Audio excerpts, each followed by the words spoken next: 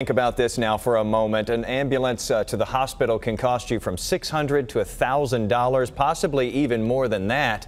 But a new Medstar program could save patients hundreds or even thousands of dollars. Lauren Zakalik explains why the next time you call an ambulance in some areas, you might get a Lyft instead. And I called my son. I said, well, I'm fixing to call an ambulance. It's rare that Sharon Johnson misses church on Sunday mornings, but last Sunday was a painful exception. My whole face was swollen and everything, and I needed to go to the hospital. This is Medstar. What is the address? A nasty toothache had her calling Medstar for help. But instead of sending an ambulance, they sent something else. No, I hadn't heard of it. First time. It was a Lyft driver who showed up at her door. It tells me the driver's name, what he's driving.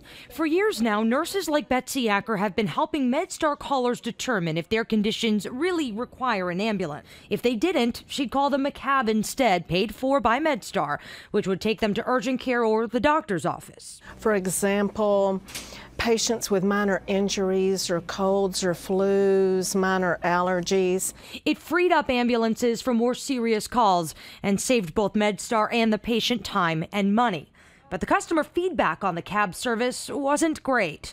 So Medstar did what so many others are doing and turned instead to ride-hailing service Lyft. And Lyft rose to the occasion. Medstar's Matt Zavadsky says the contract with Lyft allows the nurse dispatcher to hail the ride, track the driver, and share information.